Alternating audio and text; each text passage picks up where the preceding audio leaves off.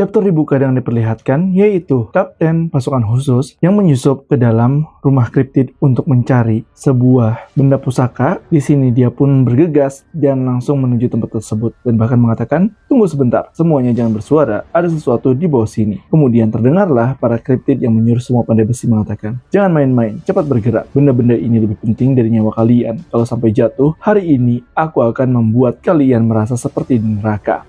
Kau, apa yang kau lakukan selama waktu bekerja? Cepat masuk ke dalam barisan." Para pandai besi pun mengatakan, "Maafkan aku pindah karena badanku panas. Kalau ketahuan sekali lagi, akan kupotong semua dari lidahmu yang berbohong itu. Cepat kerja." "Apa-apaan ini?" ucap pasukan khusus. "Batas waktunya sebentar lagi, kalian tak akan bisa tidur. Kalau hari ini tidak memenuhi target kalian, harap ketahui itu." "Baik Tuan." Pandai besi pun mulai dikerahkan yang membuat semuanya disiksa. Bahkan pasukan khusus mengatakan, "Siapa orang-orang itu? Apa kau yakin di sini tempat benda pusaka? Coba pastikan dengan batu pusaka." "Baik Tetua." Kemudian batu pusaka pun ketika dibuka, benar saja itu bereaksi dan bahkan sepertinya kita datang ke tempat yang tepat. Batu pusaka bereaksi terhadap senjata-senjata itu. Semuanya mengatakan, "Mustahil, senjata-senjata apa yang bereaksi terhadap batu pusaka itu? Benda pusaka kan tidak bisa dibuat. Apa-apaan ini? Ada begitu banyak pandai besi dan potongan senjata. Ketua tim, bukankah benda pusaka tidak bisa dibuat ya? Apa itu benda pusaka yang tidak bisa sempurna yang waktu itu Anda katakan?" Ketua tim pun nampak greget dan bahkan mengatakan, "Panggil pasukan bantuan, kita ambil semua benda pusaka yang ada di sini dan keluarkan para pandai besinya." "Baik Ketua." Namun tiba-tiba saja ketika mereka akan keluar dan akan menyerbu, bunyi alarm pun terdengar dan bahkan mengatakan, "Mendadak alarm berbahaya berbunyi. Rute yang kami masuki aman. Bagaimana mereka bisa mengetahuinya?" Kemudian mereka pun berlari. "Ada penyusup." Mereka turun ke ruang bawah tanah. "Cari di seluruh ruang bawah tanah." Sekarang kita mundur dulu. Kalau maju bertarung dengan jumlah ini, sama saja dengan bunuh diri." "Baik Tetua." "Tuan Organus, orang-orang dari pasukan khusus menyusup ke gudang benda pusaka. Kami sudah menempatkan para anggota di sekitar untuk menutup jalan keluar. Kami akan membereskannya dengan cepat sehingga Tuan Organus tak perlu bergerak." Organus pun mengatakan, "Tidak, aku sendiri yang akan pergi. Aku harus membalaskan dendam kedua bersaudara itu." Pada saat mereka melarikan diri, jalan keluar pun ada di depan mata. Bagaimana dengan bala bantuannya? Pasukan tambahan telah dikirimkan. Baiklah, prioritaskan kita adalah bergabung dengan pasukan tambahan dulu. Setelah itu kita susun strategi lagi. Tunggu sebentar. Warna dan tekstur lumpur yang menempel di sepatu ini terlihat aneh. Ketua tim, jalan masuk kita sudah ditutup ternyata ya. Sepertinya mereka mengetahui jalur yang kita lalui. Sialan, bagaimana mereka mengetahuinya? Ucap mereka. Namun tiba-tiba saja ketika mereka ingin melarikan diri, ternyata para kriptid mengatakan, "Kami menemukan mereka. Hubungi pusat." Dan pada saat itu juga kita bisa melihat kapten ketua tim khusus langsung menebas orang-orang itu agar tetap diam. Bahkan di sini dia berkata, "Kita ubah strategi, cepat musnahkan musuh yang menghalangi kita untuk keluar. Mereka tahu jalur masuk kita. Sepertinya mereka menyebar bahan pelacak di selokan yang kita lewati. Bagaimana Anda bisa tahu? Air biasa yang tercampur dengan lumpur akan cepat kering, sementara air ini tetap kental meski sudah lama berlalu. Ini pasti bahan yang dibuat untuk menghadapi penyusup yang bersembunyi. Jika mereka mempunyai sistem keamanan seketat ini, itu artinya benda-benda pusaka dan para pandai besi itu sangatlah penting bagi mereka. Aku sudah salah mengira. Aku akan menghentikan mereka, jadi kalian keluarlah lebih dulu." Ketua tim, jika pelacak lokasinya berfungsi, yang paling efektif adalah memecah perhatian dan membuat mereka bingung. Kalau kita semua tidak bisa keluar, inilah yang terbaik. Kita harus secepatnya menyampaikan informasi yang kita dapatkan di sini kepada pusat, ucap ketua. Namun tiba-tiba saja ternyata ada salah satu kriptid yang mulai menghalangi, yang menggunakan pembukaan kor sempurna, yang menggunakan arwah. Quest dimulai 12.50 sampai 13.14. Kesatria Kenisah yang terakhir itu tak akan kubiarkan, ucap dirinya. Bahkan ketua tim mengatakan, "Anolid, tangan kanan Organus, rupanya kau di sini ya. Jangan cemas, beliau tak ada urusan untuk datang. Sedangkan urusanmu adalah untuk tumbang di tempat ini." Dan pada saat itu juga kita bisa melihat bahwa Anolid dan juga ketua tim 1 mulai berperang dan menggunakan pedangnya di pasukan khusus meja bundar yang memakai pedang kembar hanya satu orang saja. Dia tipe jujur yang menyerang lawan dengan kekuatan dan teknik dasar yang sangatlah kuat. Peperangan pun terjadi sangatlah epik. Kupikir tak ada yang spesial meski dia seorang meja bundar. Bahkan ketua tim 1 pun mulai seimbang. Dan Anolid pun mengatakan, "Rupanya aku sudah meremehkanmu ya.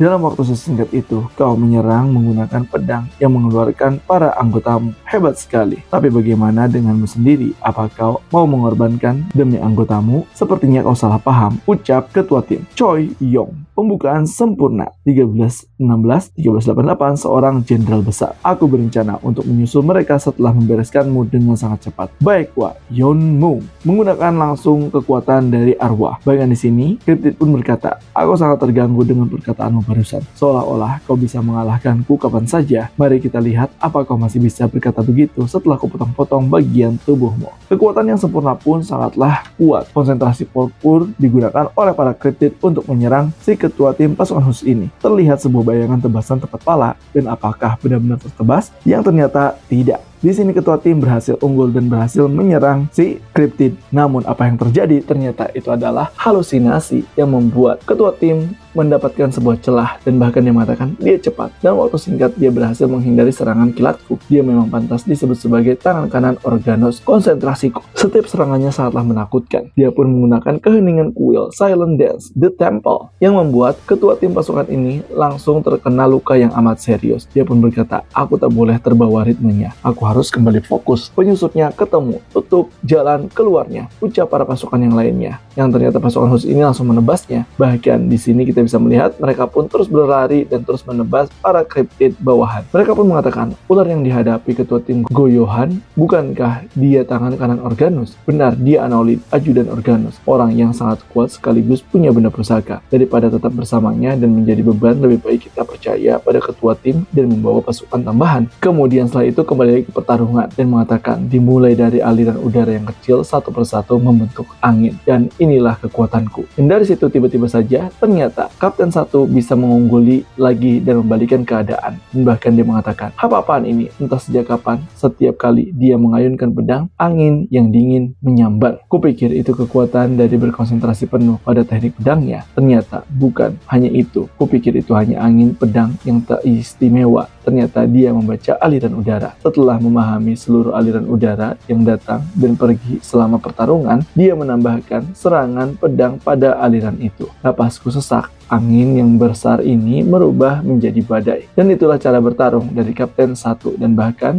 kekuatannya sangat luar biasa. Ini teknik pedang yang tenang tapi kuat. Menyerang dengan pedang secara bertubi-tubi sambil meningkatkan kekuatannya adalah ide yang sederhana. Namun dia melakukannya sampai ke level ekstrim. Harus berapa lama berlatih seperti ini agar bisa memiliki kekuatan seperti itu? Baiklah kalau begitu, konsentrasi core teknik pedang Goyohan. Bagaimana agar dapat membuat badai seperti ini? Teknik angin merah tua. Badai pun mulai diciptakan oleh Kapten Goyohan yang membuat Cryptid itu langsung kewalahan. Bahkan dia berkata, apa aku tak bisa menyentuhnya meski menggunakan benda pusaka ya? Dan ternyata dia pun langsung terjatuh dan bahkan langsung ngos-ngosan. Sang tangan kanan pun mengatakan, apa kemampuanku masih kurang untuk menangkisnya ya? Meski kau lumayan bagus, sepertinya kita akhiri sampai di sini saja. Dan tepat saja, pada saat itu juga ketika Kapten ketua tim 1 akan langsung menghabisi si Anolin ini, tiba-tiba saja ternyata Organos datang beserta beberapa anak buahnya. Di sini Organos menjawab, sudah cukup. Tak kusangka pasukan khusus yang bersembunyi di rumahku. Ternyata anjingnya Yowujin,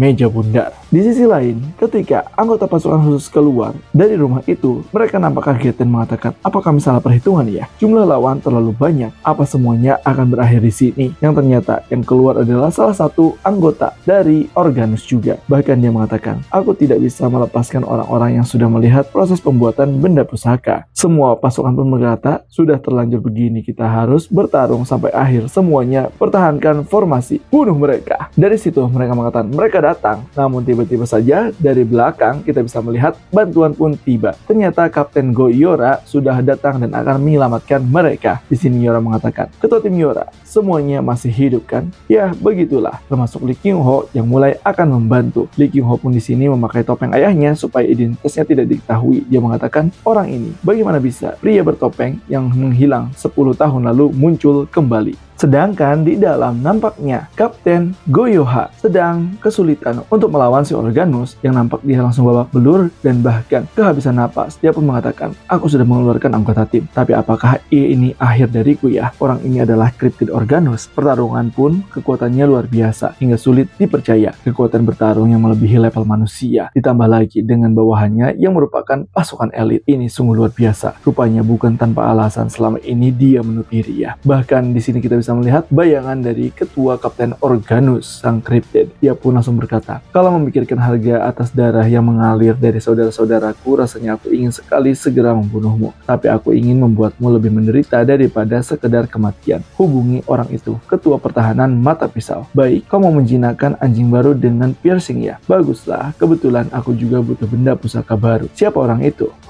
Pasti menyenangkan sekali jika menjinakkan orang seperti itu. Aku sendiri yang akan ke sana, ucap pertahanan. Yang ternyata kita bisa melihat Kapten Go-Yoha sudah tertangkap oleh Cryptid. Dia pun mengatakan, sial, seharusnya aku lebih waspada lagi. Apa aku hanya bisa menunggu pasukan tambahan ya? Sedangkan di luar, kita bisa melihat Kapten Go-Yora dan juga Lee Kyung-ho telah mengalahkannya. Bahkan, pasukan khusus yang lain pun mengatakan, mustahil. Awalnya aku tak berharap banyak karena semua ketua tim level bermeja bundar sedang menjalankan misi. Tapi ternyata, ketua tim Go-Yora sendiri yang datang. Ditambah lagi, pria bertopeng itu. Topeng yang sama dengan pria legendaris yang menghilang setelah menghentikan upacara ular 10 tahun yang lalu. Bahkan di sini, kita bisa melihat video yang direkam oleh para pasukan khusus kepada Kapten Go-Yora. Di sini dia mengatakan, kami kehilangan mereka. Cari di seluruh hutan. Sepertinya mereka masih mengejar kita ya. Ini aku sedang memetakan kondisi internal mereka dengan kamera khusus. Yang jadi masalah bukan cuma jumlah mereka. Masalah yang lebih besar adalah ada Organus yang merupakan salah satu Cryptid. Yang menguntungkan dari situasi ini adalah bahwa mereka belum mendapatkan informasi bahwa kita sudah di sini. Kalau begitu, apa kita akan menyusup lagi? Tidak, itu mustahil. Mereka sudah bersiaga penuh karena penyusupan oleh tim 1. Satu-satunya cara dan harapan adalah jalur masuk yang sebelumnya dilalui ketua tim Go-Yohan. Tapi sekarang, tempat itu bahkan sudah dijaga. Jumlah ular lebih dari 100 termasuk yang level 1. Bertarung secara langsung sama saja bunuh diri. Sekarang, yang terbaik bagi kita adalah menghindari pertarungan besar dan menyelamatkan ketua tim Go-Yohan.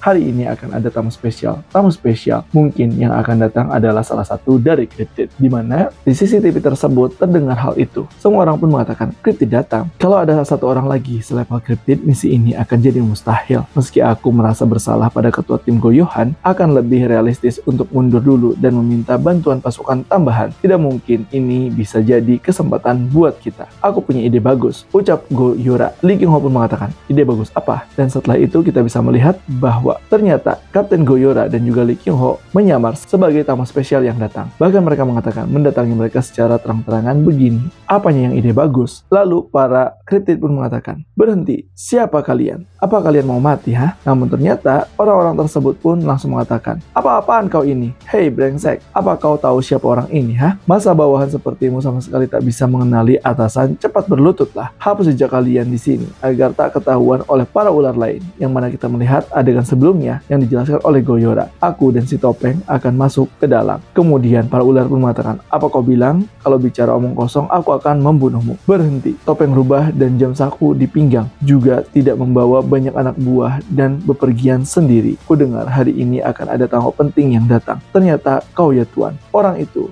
Yo, kepala keluarga Kiva, Tuan Zero. Kabarnya, tak ada satupun bawahan yang bertahan karena dia tanpa ragu membunuh mereka kalau tidak suka. Kita semua juga bisa mati. Semuanya cepat bersujud. Maafkan kami Tuan Zero. Yang ternyata itu adalah Tuan Zero yang disangka oleh para pasukan tersebut. Kemudian Lee Kyung-ho pun mengatakan, ketua tim Go-Yora bilang, ini ide yang bagus. Tak kusangka akan berhasil. Misi pasukan khusus kita adalah mengumpulkan info tentang musuh sebanyak mungkin. Info mengenai keluarga Kiva sudah kita kumpulkan selama beberapa tahun. Infonya hampir tak pernah diungkap kepada para ular level 2 dan 3. Jadi kita bisa menggunakan itu untuk menipu mereka. Berdasarkan info yang kudapatkan dari keluarga Kiva memiliki cara bicara yang khas. Kau cukup mengingat satu hal saja. Minggir, buang waktu. Ada kabar bahwa keluarga Kiva berbicara tak lebih dari 3 kata. Kami akan melaksanakan perintah Anda. Wah, gila. Lee Kyung-ho pada saat itu juga sangat luar biasa. Bahkan di sini dikawal oleh pasukan level 2. Dia mengatakan, di sini tempat penginapan kami, Tuan. Selamat datang Tuan Zero. Silakan ke sini, Tuan. Silakan melihat-lihat. Kami merasa terhormat bisa bertemu dengan Anda.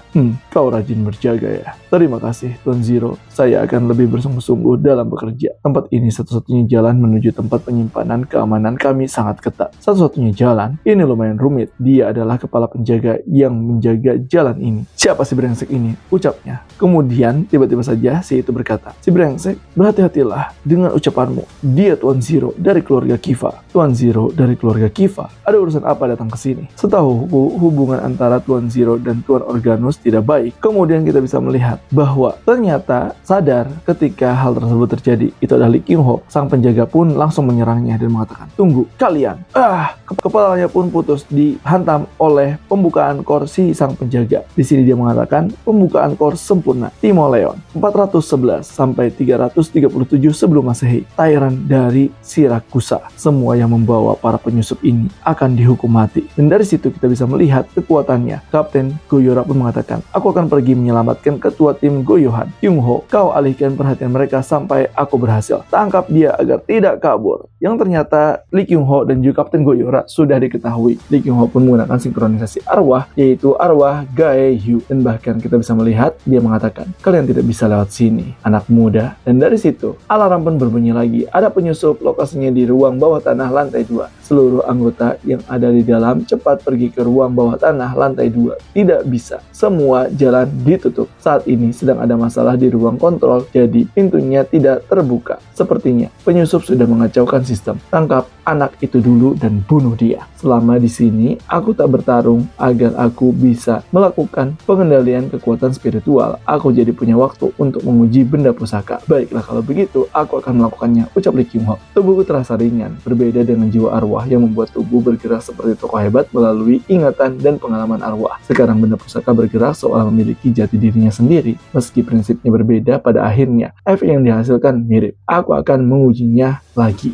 Lee Kyung Ho pun mulai membantai para ular, dan bahkan di sini sang penjaga berkata, "Dari awal aku sudah berpikir bahwa si topeng itu agak familiar. Rupanya si pria bertopeng 10 tahun yang lalu ya. Setiap membicarakan upacara yang disebut selalu hanya si topeng terus. Konsentrasi core." Dia pun menggunakan kekuatannya dan mengatakan, "Akan kau pastikan sendiri apakah cerita itu hanya bualan atau bukan." Dia mengatakan, Lee Kyung Ho pun menggunakan jiwa arwah. "Aku yakin akan ada jalan yang terlihat jika aku menggunakan benda pusaka bersamaan dengan jiwa arwah. Kalau begitu, aku hanya akan mengikuti jalan itu sambil menebas mereka." Lee Kyung Ho pun menggunakan kekuatannya. Sedangkan di sisi lain, Kapten Goyora melakukan misinya untuk menyelamatkan Kapten Goyohan. Bahkan di sini, dia setelah membantai mengatakan, "Akhirnya aku sampai di lantai 4 yang ada penjaranya.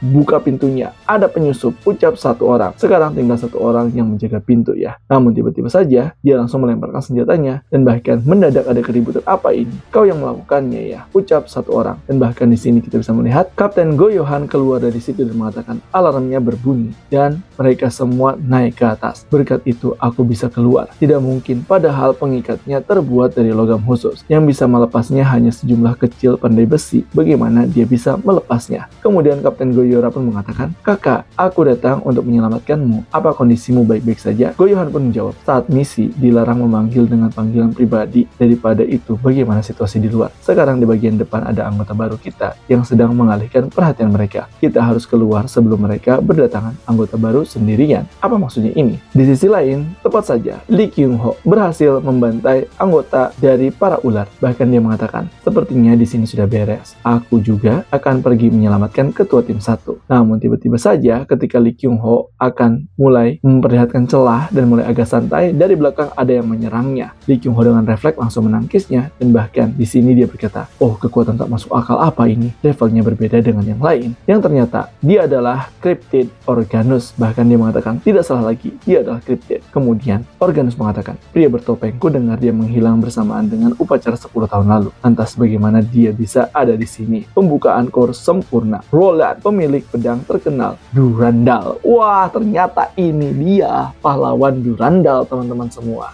Organus bertanya, "Siapa kau sebenarnya?"